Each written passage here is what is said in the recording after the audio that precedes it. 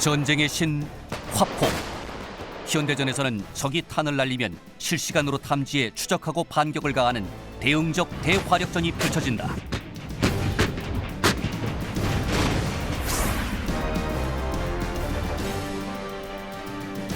발사와 함께 즉시 대피하는 신출귀물 기동전. 그 핵심에는 자주포가 있다.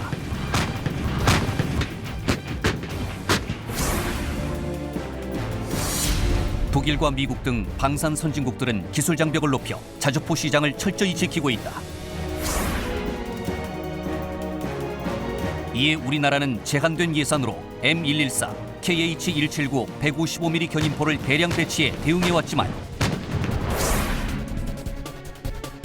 자주포와 차량 탑재 방사포가 많은 북한의 포병 전력을 상대하는 데 한계가 있어 기동성이 뛰어난 자주포가 반드시 필요했다.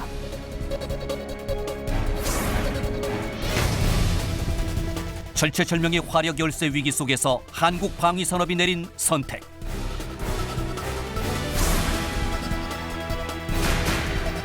우리 손으로 세계 최강의 신형 자주포를 만들자.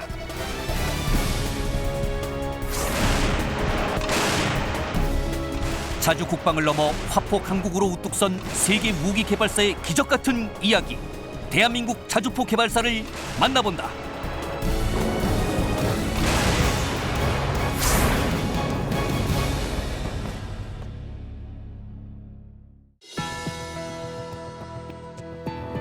여러분 안녕하십니까? 첨단 국가의 초석 방위산업의 라미경입니다. 무기를 수입하는 국가는 많습니다. 그중 자체 생산까지 발전한 나라는 소수에 불과하죠. 그런데 무기 수입을 하다가 자체 생산을 거쳐 세계적인 명품을 개발한 나라도 있습니다. 그 엄청난 이야기 지금부터 시작해 보겠습니다. 오늘 함께 하실 세 분 소개해 드리겠습니다. 먼저 국방과학연구소에서 오랫동안 근속하시면서 우리나라 자주포 개발을 주도해 오신 하나테크인의 안충호 고문 모셨습니다. 안녕하십니까? 자주포 생산 현장에서 직접 일하시는 분도 모셨습니다. 하나테크인의 안병철 부장 반갑습니다. 예, 안녕하십니까? 안병철입니다. 오늘도 월간 플래툰의 홍희범 편집장 자리하셨습니다. 예, 안녕하십니까? 바쁜 시간에 시간 내주셔서 고맙습니다. 오늘의 주제는 한국의 자주포에 관련된 이야기를 나눌 것인데요. 우선 편집장님, 우리 지난 시간까지 알아본 것이 KH-178, 179는 이 견인포였죠. 예. 이에 비해서 이 자주포는 어떤 화포인지 개념과 정의를 좀 간단하게 듣고 이야기 시작하겠습니다. 예. 견인포는 말 그대로 다른 차량, 뭐 트럭이나 다른 지프 같은 다른 차량에 의해서 견인되는, 즉 다른 끌려간다는 뜻입니다. 거기에서 자주포는 스스로 움직이는 포라는 뜻이죠.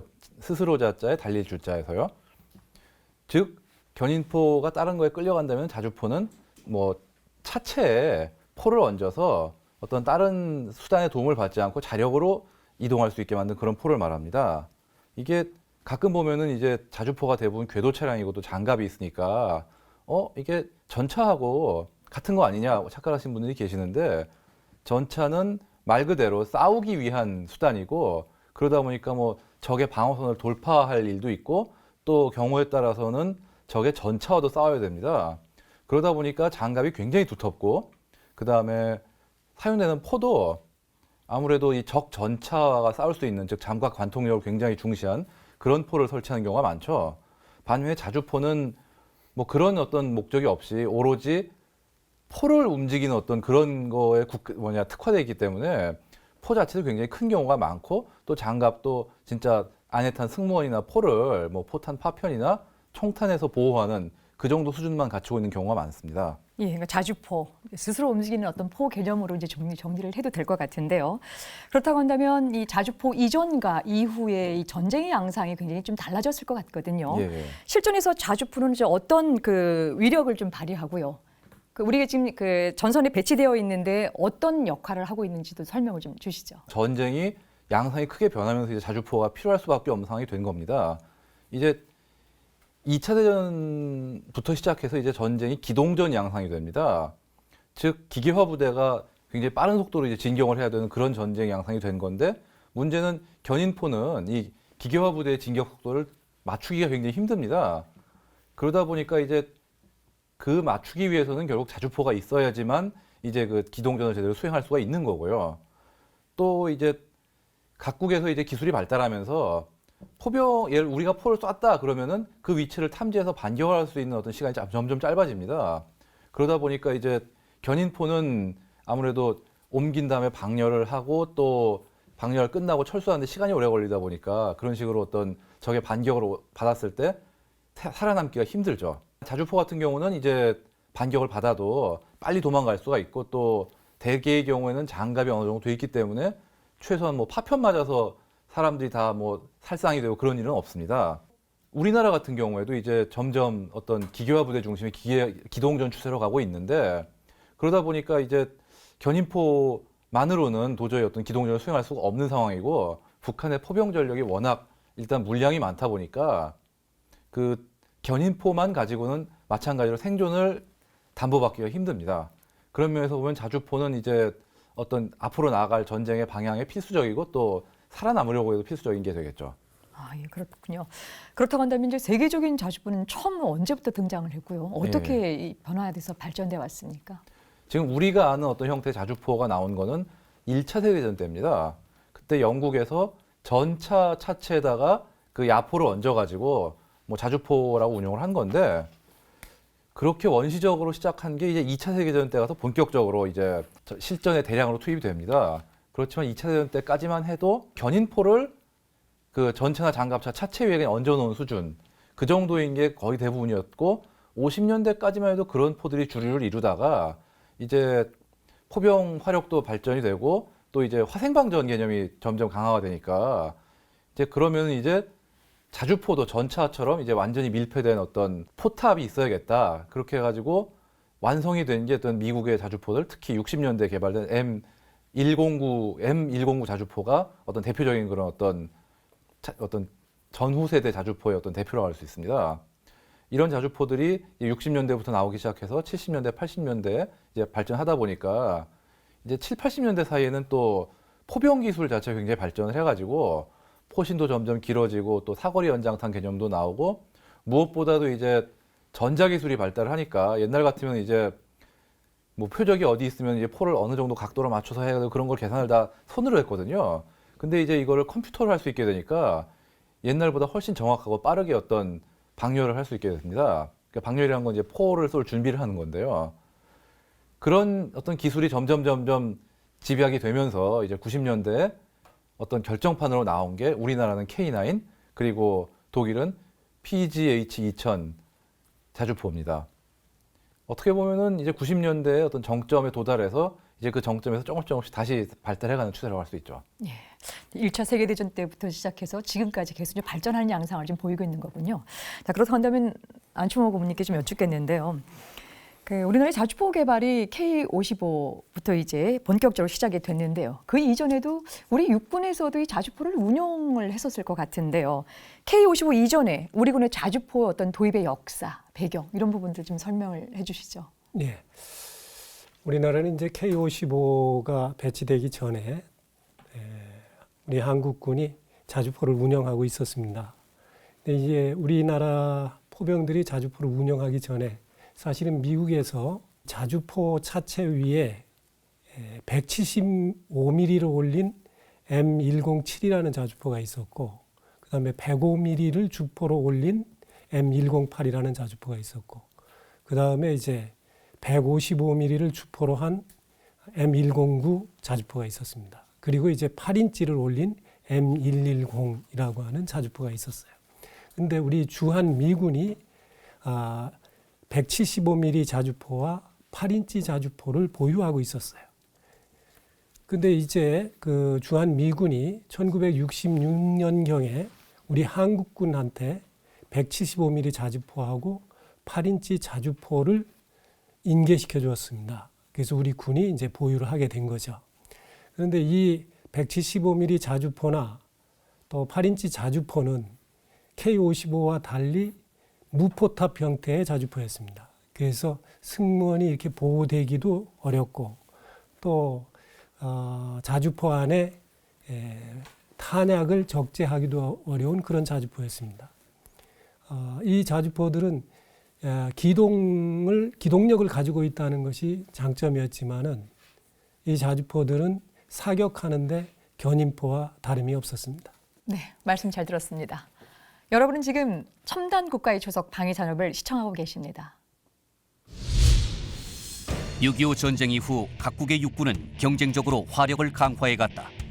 그 소리 없는 전쟁을 이끈 것이 바로 화포 개발 경쟁이다.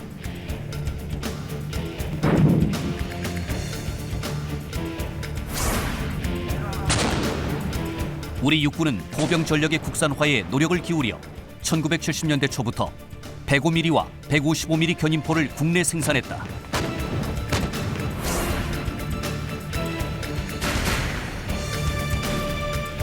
이런 노력에도 불구하고 1980년대까지 우리의 화포 전력은 북한에 비해 열세에 있었다. 북한군의 포병 전력은 수적으로 우위에 있었을 뿐만 아니라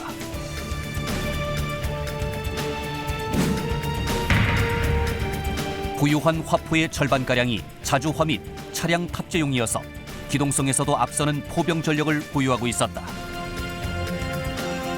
우리에게도 미군으로부터 넘겨받은 M107 175mm 자주포와 M109 155mm 자주포가 있긴 했으나 숫자가 부족했고 무포탑 형태였기 때문에 생존성이 떨어졌다.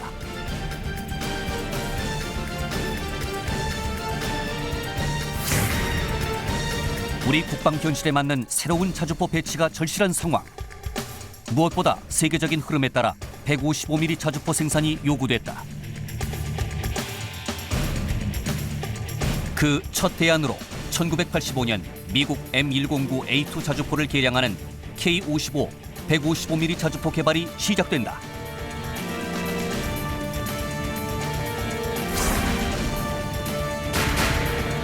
사정거리를 연장하기 위해 주포를 포신이 더 긴 M185로 교체, 최대 사거리를 24km까지 연장시켰으며 무거워진 포를 감당하기 위해 포탑 개량도 진행됐다. 1997년까지 1180대라는 많은 숫자가 일선에 배치되며 기존의 KH-179 견인포를 대신해 육군 포병 전력의 주력으로 자리 잡은 K55 자주포.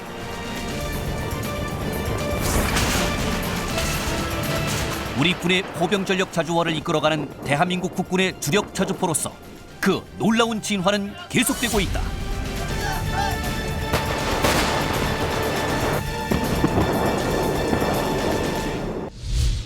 네, VCR 영상 잘 봤습니다. 편집장님, 예. 오늘 이제 주로 알아볼 것이 이제 우리나라가 이제 최초로 만든 이 자주포 K55에 관련된 것인데요.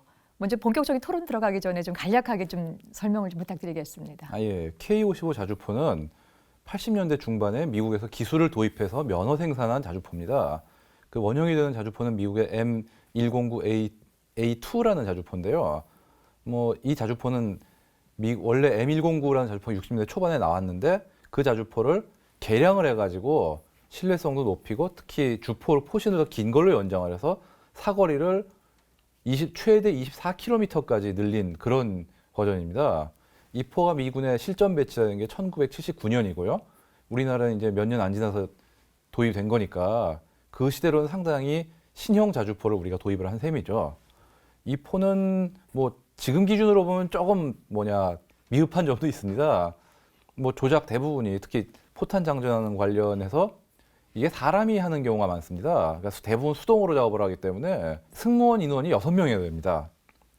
그러다 보니까 좀 차체도 좀 널찍하고 그런데 무게는 27톤 정도밖에 안 되는데 그거는 무게를 줄이기 위해서 차체를 알루미늄 합금으로 만들었습니다. 그렇기 때문에 가볍기는 하지만 방어력도 지금 현대 요구되는 수준보다 약간 낮긴 하고요. 그래도 그 70년대, 80년대 전술교리나 기술 면에서는 우리가 입수할 수 있는 거의 최고 수준의 포 중 하나였다고 볼 수 있겠습니다. 예, 그렇군요. 이제 본격적으로 K55 개발사에 대해서 좀 알아볼 텐데요. 오늘 이제 우리 안충호 고문님께서 직접 개발에 참여하셨으니까 이제 질문 좀 집중적으로 좀 드릴 텐데요. 이제 먼저 우선 이제 KH-179를 그때 한참 이제 개발하고 있던 중이었었고요. 그 연이어서 이제 자주포 개발이 시작이 됐는데 이렇게 개발이 시작된 배경이 어디에 있을까요? 예. 그 KH-179가 1970년대 말과 1980년대 초에 이 개발이 됐는데 그 무렵에 국방과학연구소에는 자주포 전문 연구실이 있었습니다. 이 자주포 전문 연구실에서 여러 가지 연구도 하고 검토를 하고 있었습니다. 이 무렵은 그 냉전 시대여서 미국을 중심으로 한 그 155mm 자주포 M109, 또 그것을 성능 개량한 A1, 또 A2, A3가 운영되고 있었습니다. 한편 그 공산 국가인 구소련을 중심으로 해서 자주포는 이제 152mm 자주포가 주종을 이루고 있던 그런 시기였습니다. 이 무렵이 바로 그 견인포 시대에서 자주포 시대로 전환되는 이런 시점이라고 말씀드릴 수가 있습니다. 또 이 무렵에 북한은 대부분의 그 많은 양의 야포들이 자주화되어 가고 있었고, 특히 1979년에 미 정보기관에서 식별한 170mm 자주포가 있었습니다. 안 고모님, 기본적으로 이 자주포 개발을 위해서 어떤 기술이 필요한지 궁금하고요. 그 당시에 80년대 초에 우리나라의 기술력이 어느 정도 수준 됐는지 말씀해 주시면 고맙겠습니다. 이제 자주포를 개발하는 데는 이제 뭐 설계 기술, 제작 기술, 그것을 평가할 수 있는 시험 평가 기술, 전체를 종합할 수 있는 체계 종합, 또 야전에서 운용할 수 있도록 종합 군수 지원 요소 이런 것들이 다 개발이 되어 있어야 됩니다. 근데 그때 당시에 우리나라는 이런 부분에서 상당히 미약했습니다. 미국의 경우를 보면은 M109 자주포가 1952년도에 개발을 시작해서 1963년도에 양산을 시작을 했습니다. 근데 이 자주포가 1966년도에 월남전에 200문이 참전을 했습니다. 200문이 참전을 해서 1년도 안 돼서 200문이 전부 주저앉았습니다. 그래서 미국에서 기술조사단이 월남에 파견이 되고 정비요원들이 파견이 돼서 그것을 복구하려고 시도를 했지만 월남에서 현장에서 복구할 수가 없는 심각한 고장이 발생을 했습니다. 그래서 그 해에 미 본토로 이 500문을 전부 철수해 갔습니다. 그리고 가서 그것을 더 보완하고 해서 1970년도에 M109A1으로 성능 개량을 하고 또 1979년도에 M109A2로 개량을 시켰습니다. 이렇게 많은 기간과 또 많은 예산과 많은 기술을 필요로 했습니다. 우리나라는 그때 당시에 이런 자주포를 개발할 수 있는 기술 인력과 또 그 많은 기간에 걸쳐서 개발을 해야 되는 그런 기간 또는 그런 예산 이런 것을 확보하기가 곤란한 불가능한 그런 시기였습니다. 네, 지금 이제 고모님 말씀 들어보니까 뭐 여러 가지가 부족하네요. 기술도 그렇고 예산 그렇고 기간적인 부분도 상당히 좀 어려운 여건이었다라고 하는 걸 이제 말씀을 주셨는데요. 그래서 이제 K55는 그 당시 미국의 이제 BMY사와 기술 제휴로 처음 제작이 시작이 됐죠. 그렇습니다. 이런 여러 가지 어려운 여건 때문에 이렇게 선진 기술이 좀 필요가 됐었을 것 같은데요. 그때 당시에 미국과의 또 이 양해각서가 체결이 됐는데 그 내용이 어떤 내용이었습니까? 그때 당시에 이제 전 세계적으로 미국이 자주포를 주도하고 있는 그런 시기였습니다. 그때 당시에 우리의 그 어떤 여러 가지 사정으로 보면 미국과의 협력을 통해서 뭔가 자주포를 우리가 생산하는 것이 가장 좋은 방법이다 이렇게 이제 생각을 했죠. 그래서 MOU를 체결하게 되는데 이게 한국의 국방부 장관과 미국의 국방부 장관이 서명한 양해각서입니다. 이 양해각서의 내용은 그때 당시에 미국이 M109A2 자주포를 생산하고 있고 운영하고 있는 그런 시기였어요. 그래서 한국에서 M109A2 자주포를 생산한다.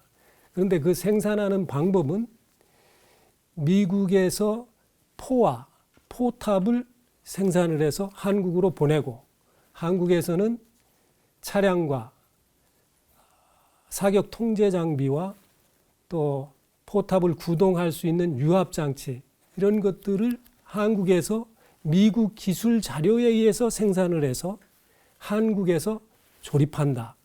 이것이 양해각서의 내용입니다. 그런데 지금까지 그 미국이 그때까지만 해도 전 세계에 자주포를 이렇게 팔았어요.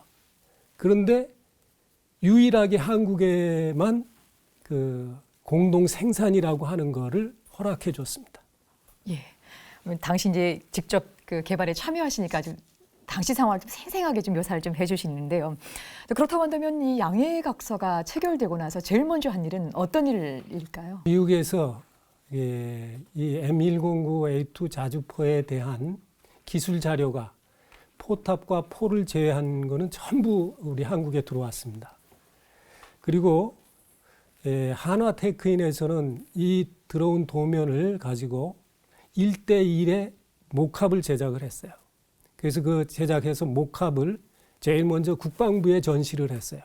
그래서 이 한국 군인들과 무슨 연구 개발하는 사람들, 정책 위반하는 사람들이 M109A2 자주포가 어떤 것인가 하는 것을 이해하게 됐고, 이것을 다시 창원 공장으로 옮겨서 이제 생산하는 사람들이 자주포가 어떤 거구나 하는 것을 이해하는데 도움을 주는 그런 역할을 먼저 했고, 이어서 완제품을 2문을 이제 도입을 하게 됩니다. 그래서 이 처음에 들어온 2문을 이제 시제품 형태로 이렇게 해서 그걸 획득해 가지고 우리 군이 시험 평가를 하는 거예요. 우리 한국적인 진영에서 이게 적합한가 하는 것을 시험 평가하는 일을 했습니다.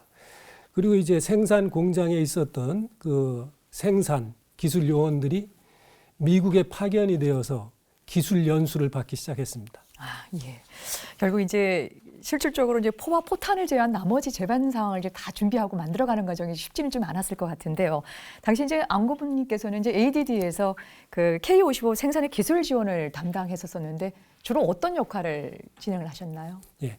ADD에서는 뭐 많은 사람들이 참여를 했습니다. 그런데 이제 그때 미국에서 이제 기술 자료가 들어오니까 이 기술 자료를 우리 말로 번역을 하고 그것을 이제 한국화해서 그런 한국에서 생산할 수 있는 그런 준비 체계를 갖추고, 또 이것이 생산이 되면 검사를 해야 되니까 국방 규격서를 제정하는 것을 지원을 했습니다.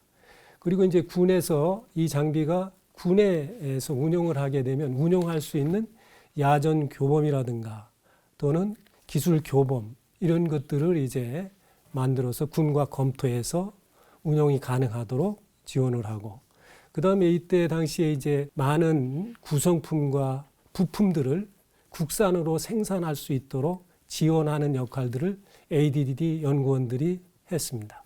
예. 아주 이제 번역부터 시작해서 나중에 이제 어떤 국산의 지원까지 다양한 또 일을 또 맡아주셨는데요. 그렇게 해서 기술제휴 양해각서가 이제 체결된 것이 이제 83년 12월 이제 말에 체결이 되었는데요. 이듬해 국군의 날 행진에 새로운 자주포를 포함시키겠다고 하던데요.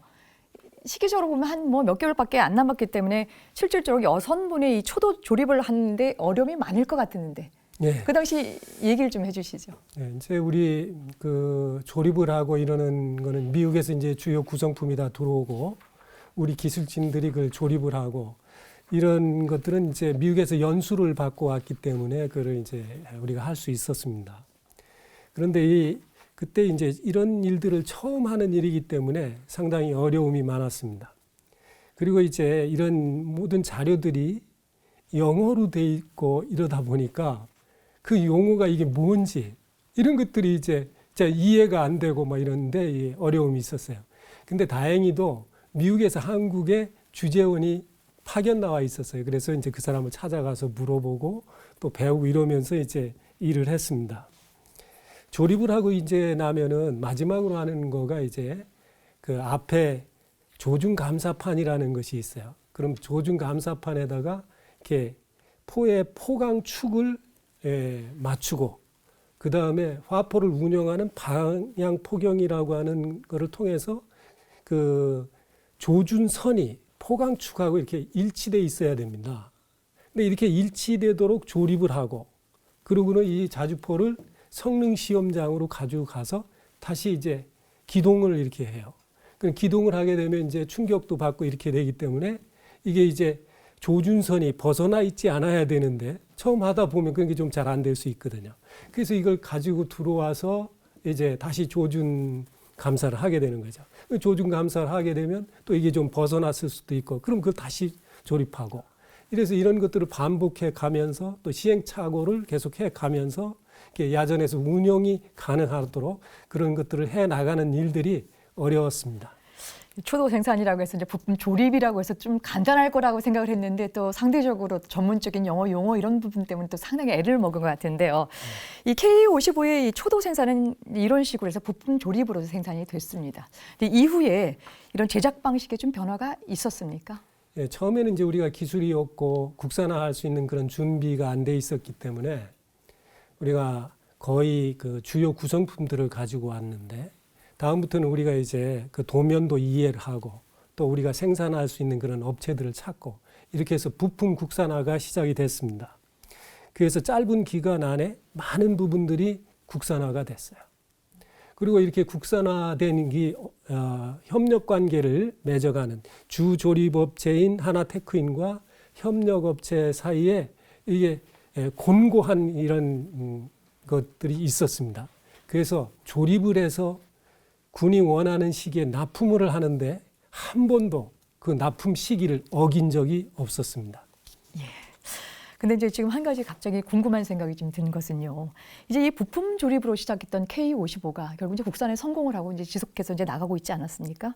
그런데 핵심적인 이 포신을 계속해서 미국에서 들여와서 이제 공급을 계속 받았습니다.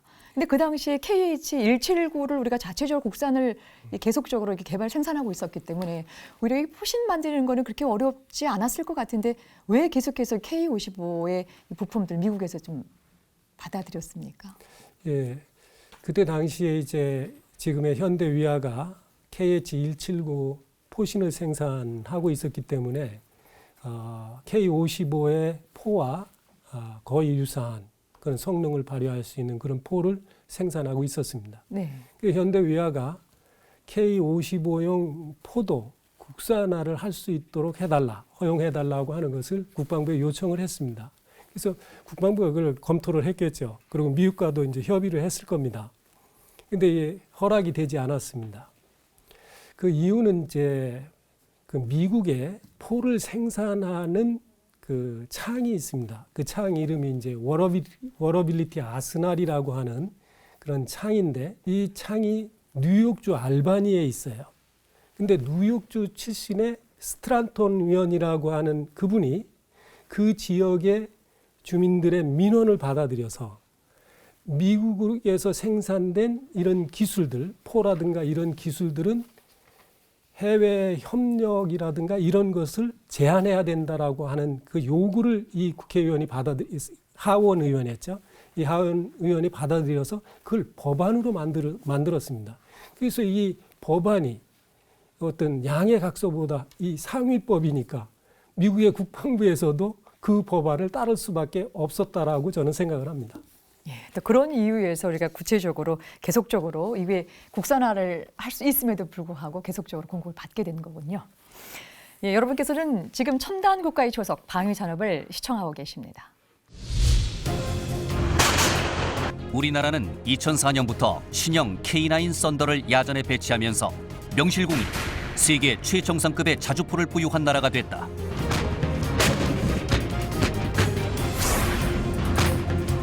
지구촌 포병들의 꿈으로 불리는 K9. 그보다 한 발 앞서 우리나라 자주포 생산의 시대를 연 화포가 바로 K55다.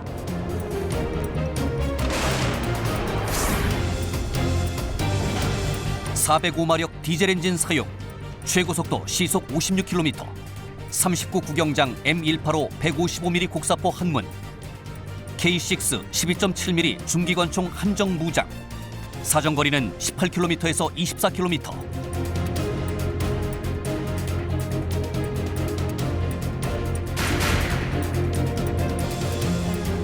K55는 베트남전을 거치며 성능을 인정받아 세계 최고의 베스트셀러 자주포로 자리 잡은 미국 M109 자주포를 우리나라 전장 환경에 맞게 개량한 장비다.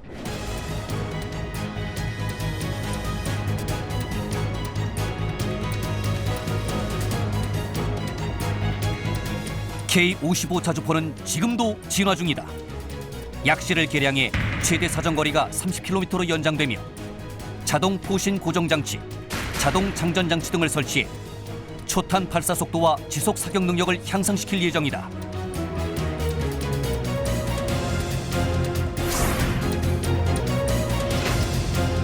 또한 위치와 자세를 정밀하게 측정할 수 있는 관성 항법 장치를 탑재해 스페이드를 튼튼하게 고정하는 작업을 거치지 않아도 된다. 무엇보다 중요한 것은 이러한 K55 개발 경험이 명실상부 세계 최강의 자주포 K9 개발로 이어졌다는 것이다. 예, 이제부터 이제 본격적으로 K55가 이제 군에 배치되어 운영하게 되는데요. 우리 군의 반응은 어땠습니까? 또 한 가지 여기서 궁금한 것은 혹시 군의 요구를 좀 받아들여서 개선된 사례가 좀 있습니까? 예. 그 K55 자주포는 미국에서 이 생산을 해서 전 세계 32개 국가에서 8,400문이 그 운용되고 있는 그런 장비입니다. 그래서 품질이 안정화된 그런 장비라고 말씀드릴 수 있습니다. 그리고 이것을 생산하는 한화테크인 공장 안에 큰 크레인이 있었습니다. 그 크레인에 자기 나라를 지키는 기본 병기를 자기 손으로 만들지 못하는 국가는 선진국이 될 수 없다. 이런 그 슬로건을 이렇게 걸어놓고 그 생산자라든가 기술자라든가 경영진이 하나테크인에서 이런 국가 방위에 중요한 역할을 하는 이런 자주포를 생산하고 있다는 것에 대해서 큰 자부심을 갖고 만들었습니다. 그게 잘 만들 수밖에 없죠. 그리고 이 자주포가 야전에 배치되게 되면 전방에 AS 센터를 두고 어떤 문제가 발생이 되면 즉각 지원을 해서 복구를 하고 운영하기 편리하도록 교육도 하고 이런 일들을 했기 때문에 군에서는 아주 만족했다라고 저는 보고 있습니다. 그런데 이제 이렇게 자주포가 생산되고 있는 중간에 1982년에 영국과 아르헨티나 간의 전쟁이 발발하게 됩니다. 그게 이제 포클랜드 전쟁이라고 하는 거죠. 그 포클랜드 전쟁은 영국의 승리로 끝나는데 그 전쟁을 치르고 나서 그 영국이 승리한 그 아르헨티나의 그 포클랜드가 가까이 있는데 영국 그 먼 곳에서부터 남미까지 가가지고 전투를 벌였는데 그 승리한 요건이 뭐냐 하는 거가 이제 야간 전투력이 영국이 우수했다. 그래서 우리 군도 야간 전투력을 향상시킬 필요가 있다. 그래서 이제 자주포가 전조등을 켜고 불을 밝히고 야간에 주행을 하게 돼 있는데 전조등 없이도 야간에 주행을 할 수 있어야 되겠다. 그래서 조종수 야간 잠만경이라고 하는 것을 장착할 필요가 있었고 또 야간에도 사격을 하려면 이게 불이 있어야 되는데 예. 이런 불이 아주 최소화돼서 노출되지 않은 상태에서도 사격을 할 수 있는 그런 사격 방열하고 하는 그런 절차에 들어가는 모든 불빛을 최소화할 수 있는 그런 장치들을 이제 자주포에도 부착을 하게 되고 그 다음에 이제 K55에는 포대장하고 포반원 사이에 통신이 필요했어요. 그때 이게 통신이 없다 보니까 그래서 소형 무전기를 장착하고 하는 이런 일들이 개선이 돼서 보완이 돼서 장착이 됐습니다. 끊임없이 이제 군에 대한 요구들 아니면 개선될 내용들 이런 것들을 하면서 점점점 이제 발전시켜 나가는 이제 그런 부분을 이제 이해할 수 있을 텐데요. 우리 이제 안병철 부장님께서는 지금 현재 자주포 생산 라인에서 직접 이제 그 일을 하고 계시거든요. 네, 외국의 방산업체에서 이제 이 사람들이 오시게 되면 실제 K55 생산 라인과 기술을 보면서 굉장히 부러워한다는 네, 얘기가 그렇습니다. 있는데 어떤 얘기입니까? 예, 저희 한화테크인 창원 사업장에서는 저 현재 K9 자주포, K10 탄약 운반 장갑차, K77 사격 지휘차, 그리고 K56 탄약 운반차를 조립하는 또 생산하는 그런 라인이 설비가 구축이 되어 있습니다. 또 K55 자주포의 경우에는 성능 개량과 창정비를 동시에 진행할 수 있는 그런 조립 라인도 설치가 또 되어 있습니다. K55의 원형이 M109 자주포지 않습니까? 전 세계적으로 30여 개국에 8,000문 이상의 자주포가 깔려 있는데요. 미국이나 유럽의 일부 선진국을 제외하고는 대부분의 나라들이 미국으로부터 직도입해서 자주포를 운영하고 있는 그런 실정입니다. 대부분 80년대에 그런 장비들을 직도입해서 운영을 하다 보니 현재 20년, 30년 운영을 하고 나니 제대로 정비를 할 수 있는 그런 시설도 갖추어지지 않고 부품도 갖추어지지 않고 정비를 하기 위한 어떤 기술도 구축이 되지 않은 그런 상태죠. 이러한 국가의 국방 관계자들이라든가 방산 관계자들이 한국을 방문하게 되면 자기네 국가에서 운영하고 있는 K-55 자주포를 직접 지금 생산을 하고 있네. 어떻게 이런 설비를 갖추게 되었느냐. 80년대부터 우리가 생산을 계속해왔고 10년 주기로 창정비를 하고 있고 또 그 후속으로는 성능 개량까지 해서 장비를 완전히 새롭게 만들어서 군에 납품을 하고 있습니다. 라고 하면은 그 해당 국가에서 오신 분들은 굉장히 그런 거에 대해서는 부러워하는 그런 실정이 되겠습니다. 이 현장에서 이제 근무하시면서 그런 부분도 상당히 또 이제 이런 자부심을 또 가지고 그렇습니다. 좋을 부분일 것 같은데요. 실제 이제 K-55대 생산과 이제 성능 기능을 이제 계속적으로 이제 확보 보완해 나가는 과정에서요. 실질적으로 우리 기술진이 연마한 새로운 기술, 신기술 이런 것들이 있을 것 같은데 대표적으로 어떤 것이 있습니까? 저희들이 K-55를 1980년대에 이제 기술 도입 생산을 하면서 크게 세 가지 분야에서 기술을 확보할 수 있었다고 할 수 있겠습니다. 그 첫 번째가 이제 생산 기술적인 측면입니다. K-55 자주포는 알루미늄 구조물입니다. 알루미늄 구조물들 큰 판재들을 모아서 용접을 하게 되는데요. 그 용접을 통해서 이제 구조물이 형성이 되겠습니다. 그 용접을 하는 그 용접 기술이 굉장히 고급 기술이 되겠고요. 또한 그렇게 크게 제작된 그 대형 기구물을 또 정밀하게 가공하는 기술 또한 또 굉장히 중요한 기술 중에 하나라고 볼 수 있겠습니다. 품질 보증적인 측면에서 본다면 부품에서부터 완성 장비까지 그 각 단계별로 품질 보증을 해야 되는 그런 절차들이 반드시 있어야 됩니다. 그런 품질 보증의 어떤 체계를 저희들이 수립을 할 수 있었고 품질 보증 방법을 어떻게 할 것인지에 대한 내용도 저희들이 확보를 할 수 있게 되었습니다.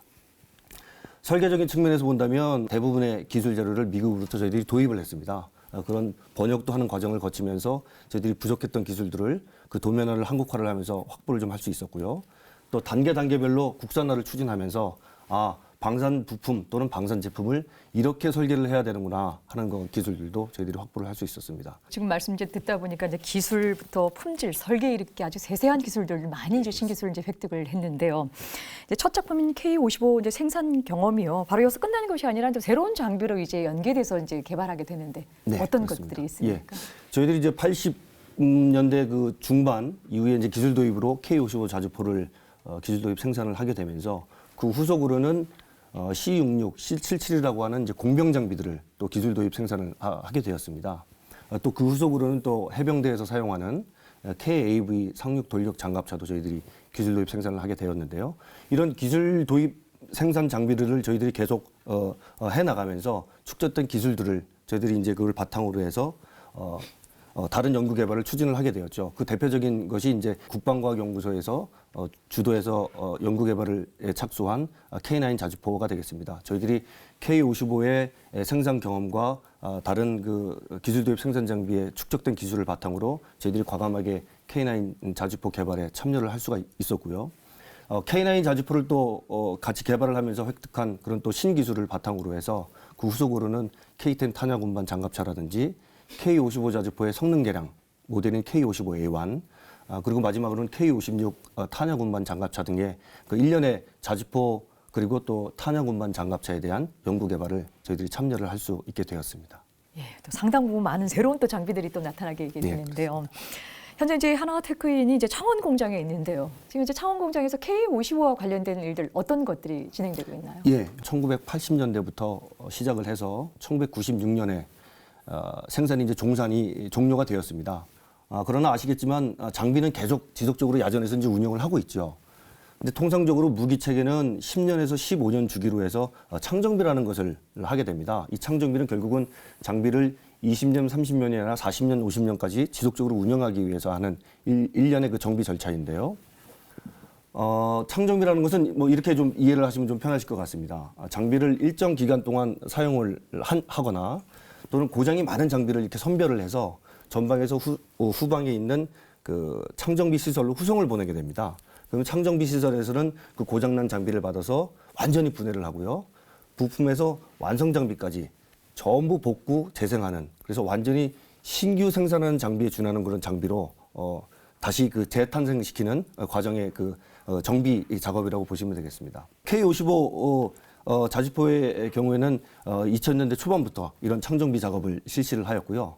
2007년부터 2010년까지 성능 개량 연구개발 사업을 저희들이 수행을 했고, 현재는 2011년부터 K55 자주포에 대해서 창정비와 성능 개량을 하면서 현재는 K55A1이라고 하는 성능 개량 등 자주포를 군에 보급하고 있는 그런 상태가 되겠습니다. 지금도 끊임없이 이제 이 창정비 개념을 중심으로 해서 이제 진행을 하고 있는 것으로 이제 예, 그렇습니다. 그 알고 있는데요. 그 안 고모님, 이제 K55가요. 이후에 이제 K55A1으로 업그레이드 됐거든요. 그렇습니다. 근데 우선 이 K55의 성능을 향상시키게 된 배경이 어떤 것이고요? 구체적으로 어떤 성능을 이렇게 업그레이드 시켰나요? 네. 우선 K55는 그 4단 포병의 주력 장비입니다. 4단에. 근데 4단의 작전 범위가 약 30km는 돼야 됩니다.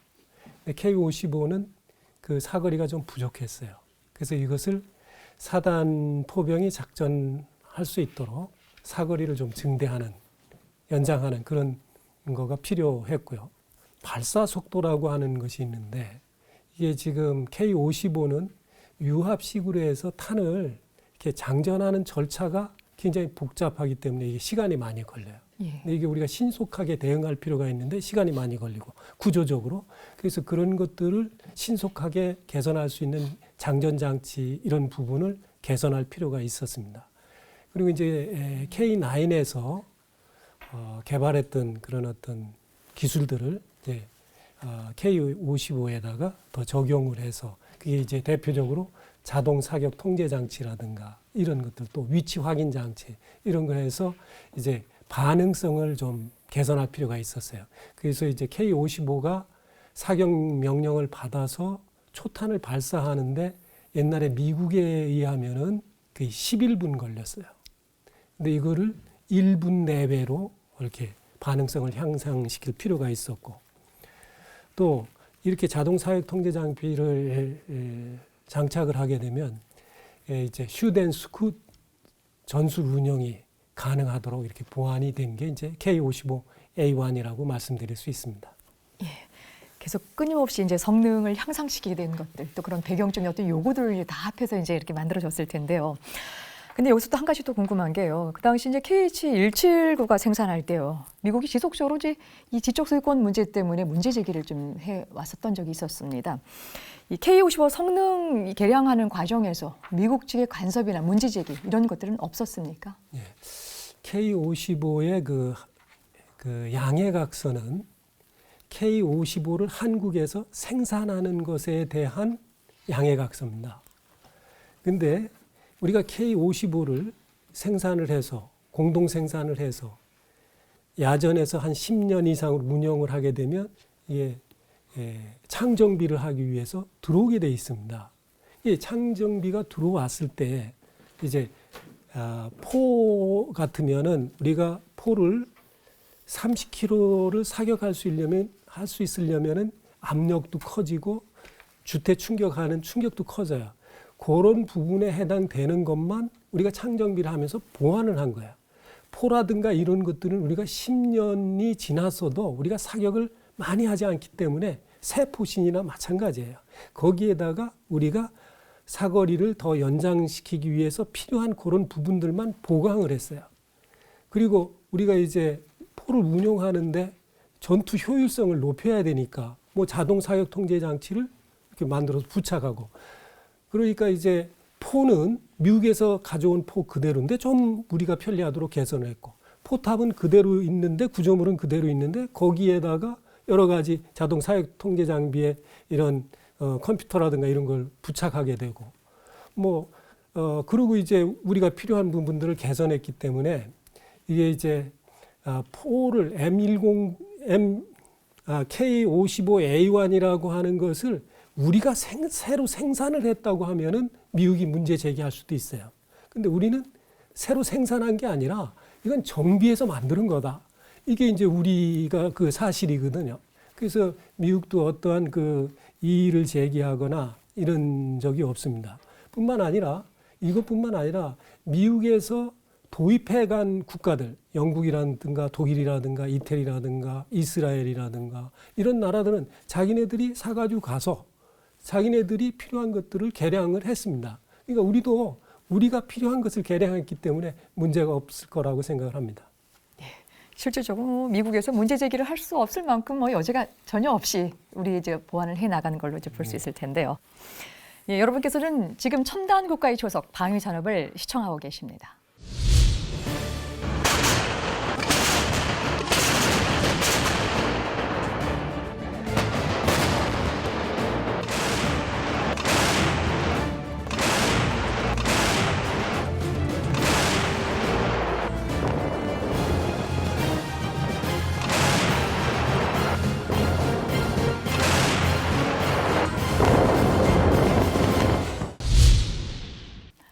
편집장님, K-55는 우리 손으로 만든 첫 자주포라는 데 의미도 있지만요. 실제 군 전력에도 기여한 바가 크다고 볼 수 있습니다. 그래서 K-55 배치가 가져온 효과, 어떻게 평가할 수 있을까요? K-55 같은 경우는 사실 우리 국군 포병을 좀 과장해서 얘기하면 K-55 이전, K-55 이후 이렇게 나눠도 될 정도로 변화가 엄청나게 큽니다. K-55 이전에는 정말 그 견인포 중심에 좀 나쁘게 얘기하면 정말 구세대적인 어떤 포병 운영을 했다 그러면은 이제 K-55가 들어오면서부터 자주포 중심의 어떤 현대화된 포병이 된 거죠. 이게 또 이제 북한과의 전력 비교에도 굉장히 큰 차이가 있는 게 사실 K-55가 들어오기 전까지는 북한에 대한 포병 전력 열세가 굉장히 심했습니다.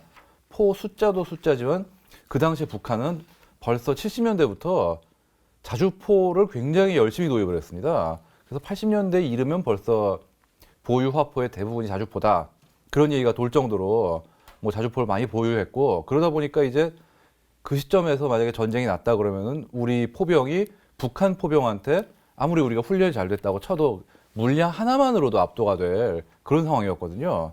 그런데 일단 K-55가 들어오니까 물론 K-55가 들어왔다고 그 수적 열세가 만회된 건 아니지만 성능적으로 굉장히 큰 어떤 보충이 됩니다. 당장 K-55가 이렇게 물량이 도입되니까 이제 우리가 보유하던 중포, 즉 150mm 이상의 대구경포 숫자가 북한보다 늘어납니다. 우선 그것만으로도 지금 굉장히 큰 효과가 된 데다가 이 K-55는 완전 밀폐형의 포탑을 갖춘 고기동형 자주포이기 때문에 북한이 갖고 있는 자주포들이 대부분 그냥 완전 개방형입니다. 장갑이 있어도 뭐 옆에만 있거나 아예 장갑이 없는 경우도 있고요. 그러다 보니까 똑같이 이제 서로 포격을 주고받으면은 K-55는 뭐 최악의 경우에도 승무원들은 살아서 도망을 치는데 이 북한 쪽 자주포는 그거를 그대로 노출이 될 경우에는 뭐 포는 둘째치고 사람들까지 어떤 다쳐가지고 전투력을 잃는 그런 경우가 생길 수 있는 거였죠. 그렇기 때문에 우리가 갖고 있던 북한에 대한 포병의 어떤 질적 열세가 상당 부분 만회가 된 어떤 획기적인 계기였다고 볼 수 있습니다. 예, 말씀 듣다 보니까 이제 남북 대치 상황에서 K-55 이전과 이후라고 나눌 수 있는 굉장히 큰 전환점을 좀 마련한 계기가 된 것 같은데요. 벌써 K-55 개발사에 관련된 이야기를 하다 보니까 이제 마무리해야 될 시간이 다 왔습니다. 그래서 마지막으로 우리 안충호 고문님께 질문 하나 좀 드릴 텐데요. 이제 방위 산업 자체 속사정을 잘 모르는 일반 시청자들이나 또 일반인들은요, 그냥 K-55에 대해서 그저 그냥 남의 물건 갖고 와서 부속 조립이나 했을 것이다라는 생각을 일견할 수 있거든요. 근데 K-55의 생산이 이 우리나라의 방위 산업에 굉장히 큰 역할을 했을 것 같다는 생각을 또 일견 갖습니다. 어떻습니까? 예, 그 K-55의 국내 생산은 우리가 기술적으로 자주포 분야에서 그 멀리 떨어져 있던 거를 짧은 기간 안에 급속히 따라갈 수 있는 그런 역할을 했다라고 저는 그 평가를 하고 싶습니다. 그리고 이 자주포는 수만 가지의 구성품과 부품으로 구성이 돼 있어요.